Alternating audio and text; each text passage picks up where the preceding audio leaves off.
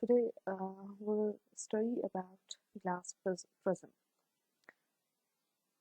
Now we have already studied the refraction of light through rectangular glass slab, and in rectangular glass slab we had saw that if emergent light rays are parallel to the incident light rays.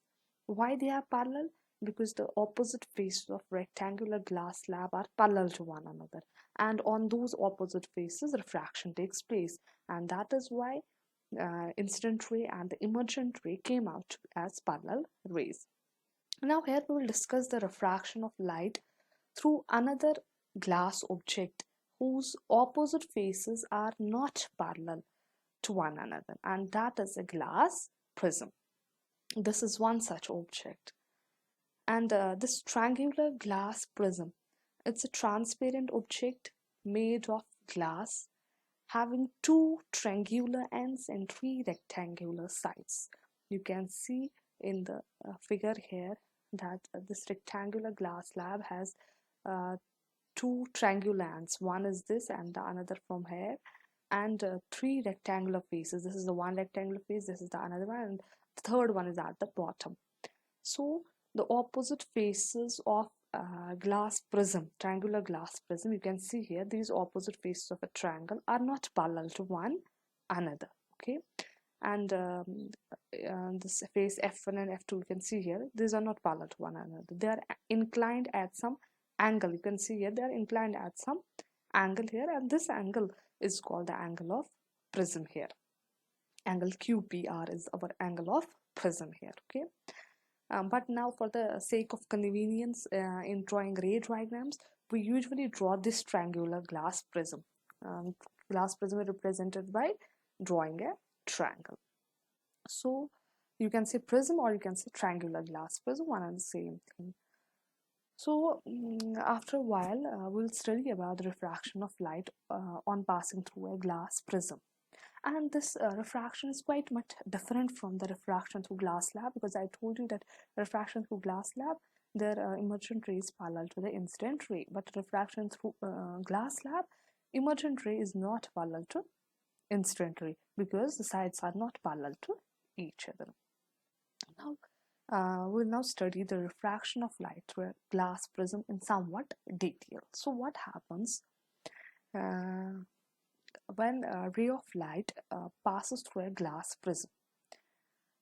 Refraction of light occurs both when it enters and when it leaves the prism.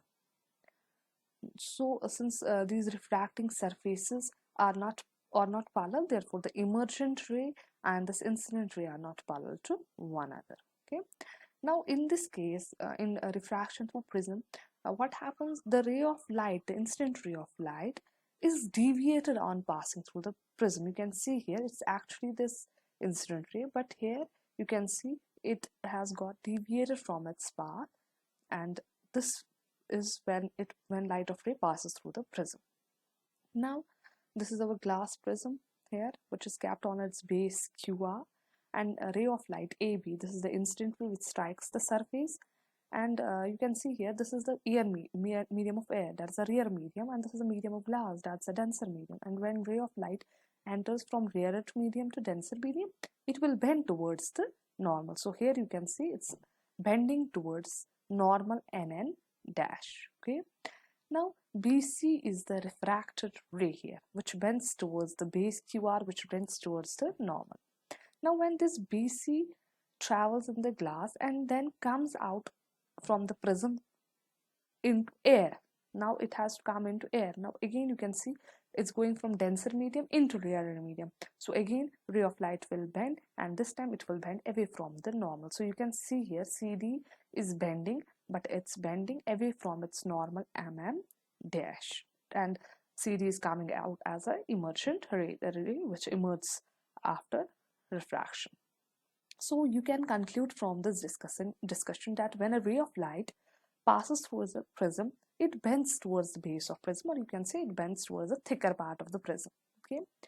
So see here, CD, this is the emergent ray, and it's not parallel to the incident ray AB, as these are intersecting here at point O. It means these rays of light are not parallel to one another.